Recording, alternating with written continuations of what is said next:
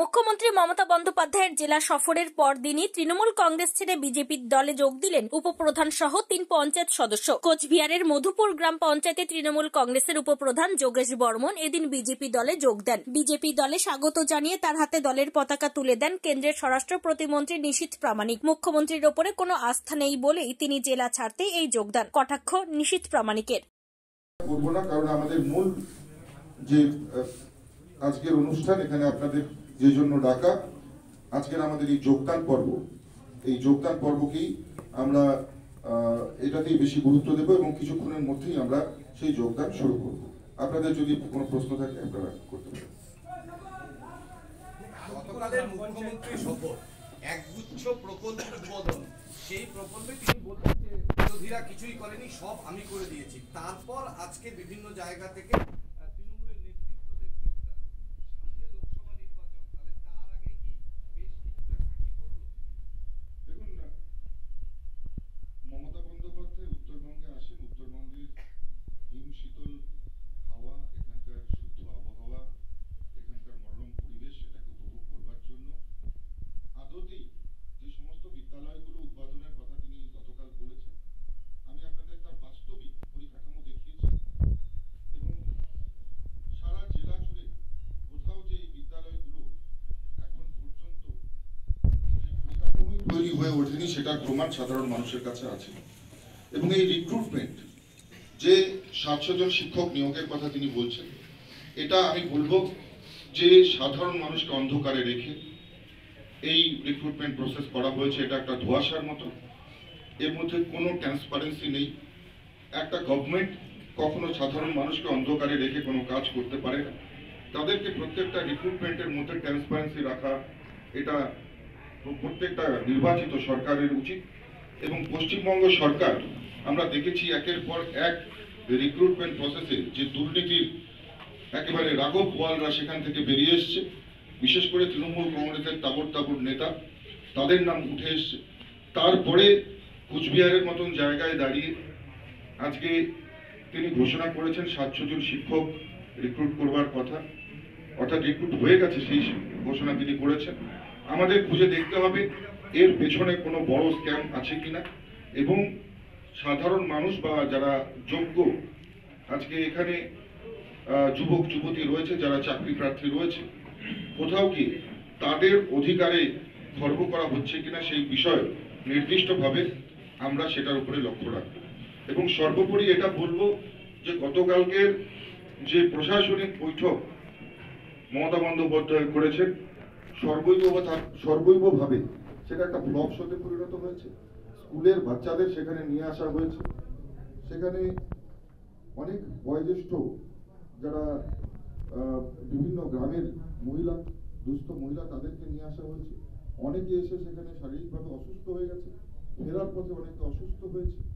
এবং স্বাভাবিকভাবেই বলবো যে মানুষকে জোর করে নিয়ে এসে ভিড় দেখানো, মানুষকে জোর করে নিয়ে এসে একটা সভা করানো, এটা প্রশাসনিক জায়গায় থেকে তৃণমূল কংগ্রেস যেটা করছে, এটা সম্পূর্ণভাবে অনৈতিক এবং এটা করা কখনোই তৃণমূল কংগ্রেসের উচিত নয়। পাশাপাশি এটাও বলতে চাইব যে একেবারে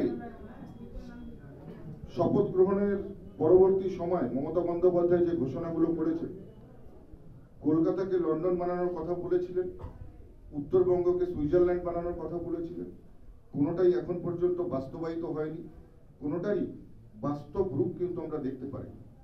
পাশাপাশি আমরা একটা ন্যাশনাল সেন্টার অফ এক্সিলেন্স করতে চেয়েছি এবং সেই ন্যাশনাল সেন্টার অফ এক্সিলেন্সের সমস্ত প্রক্রিয়ারমেন্টও অলমোস্ট কমপ্লিট হয়ে গেছে। সেখানে বাউন্ডারি ওয়াল থেকে শুরু করে অন্যান্য যে সমস্ত কাজগুলো আছে সেগুলো আমরা শুরু করেছি। কিন্তু আপনারা জানেন সেটার অন্তরায় হয়ে দাঁড়িয়েছে তার মাঝখানে থাকা, ওই মাঠের মাঝখানে ঠিক থাকা একটা ইলেকট্রিক পোল, হাইমাস পোল। আমরা রাজ্য সরকারকে বারবার অনুরোধ করেছি যে আপনারা পোলটা সরিয়ে নিন, আমরা ইনফ্রাস্ট্রাকচার ডেভেলপমেন্টের কাজ শুরু করব, কনস্ট্রাকশন ওয়ার্ক সেখানে আমরা প্রগ্রেসিভলি শুরু করব। এখানে এসে একগুচ্ছ প্রকল্পের ঘোষণা করে গেলেও সাধারণ মানুষ সেই ভাওতাবাজিতে কান দেয়নি। সাধারণ মানুষ কিন্তু এখনো ভারতীয় জনতা পার্টির প্রতি আস্থা এবং ভরসা রাখছে। এবং সেই জন্যই এই যোগদান। আমাদের বুথ থেকে শুরু করে বিভিন্ন যে অঞ্চল রয়েছে, অঞ্চল থেকে শুরু করে মণ্ডল, মণ্ডল থেকে শুরু করে বিভিন্ন বিধানসভায় সাধারণ মানুষ ভারতীয় জনতা পার্টিকে দুহাত ভরে আশীর্বাদ করবার জন্য প্রস্তুত হয়ে রয়েছে।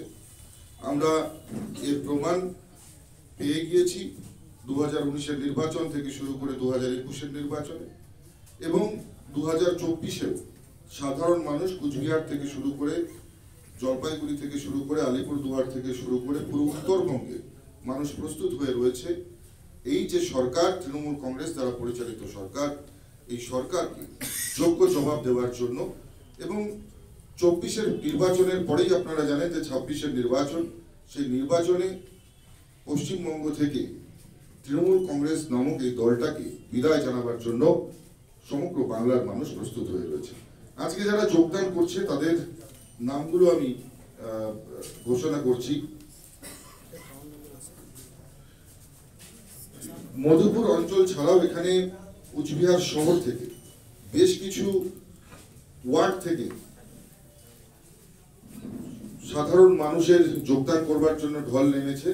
তাদের নামের তালিকাও একটু পরে ঘোষণা করা হবে। আজকে যারা মধুপুর অঞ্চল থেকে যারা প্রতিনিধি এসছে, জনপ্রতিনিধি, যারা নির্বাচিত প্রতিনিধি এসছে, তাদের নামগুলো আমি ঘোষণা করছি। যোগেশ চন্দ্র বর্মন, যিনি তৃণমূল কংগ্রেসের বর্তমান চেয়ারম্যান রয়েছেন এবং সেই সঙ্গে সঙ্গে তিনি উপপ্রধানও বটে মধুপুর অঞ্চলে।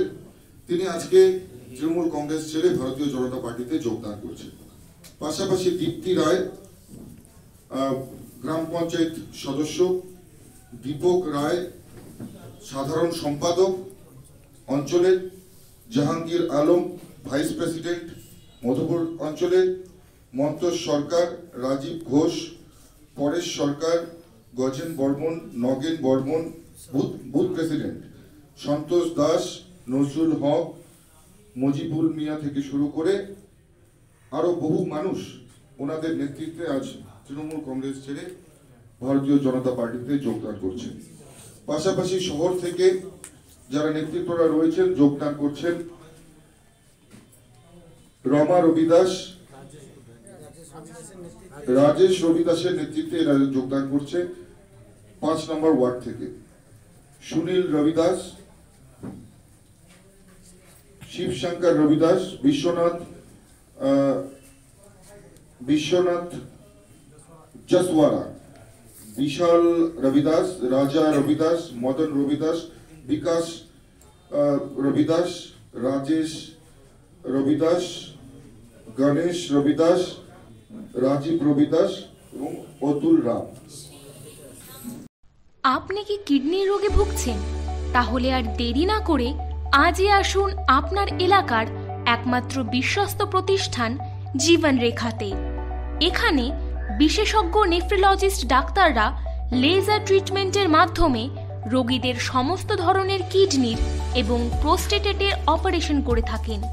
রোগী দেখছেন nephrologist doctor Arkaprava Chakraborty, SSKM hospital, Kolkata. Doctor Sunil Kumar, Apollo hospital, Kolkata. Doctor Pinaki Mukherjee, NRS hospital, Kolkata. এছাড়াও এখানে প্রতিদিন অপারেশন করছেন ও বহির্বিভাগের রোগী দেখছেন ইউরোসার্জন ডক্টর আতার কাশিম, PG হসপিটাল, কলকাতা। তাছাড়াও এখানে স্বাস্থ্যসাথী কার্ড ও ওয়েস্ট বেঙ্গল হেলথ স্কিমের সুবিধা রয়েছে।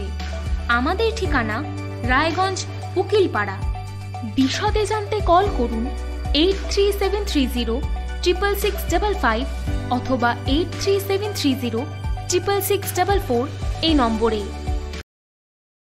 কোচবিহার থেকে নিজস্ব প্রতিনিধি রিপোর্ট, টাইমস 14 বাংলা। সব মাই চায় মেয়েকে রাজরানীর মতন সাজাতে, সাজিয়ে তুলতে চায় সোনার গয়নায়। ওরিয়েন্ট জুয়েলার্স, সোনা যা সর্বক্ষণের।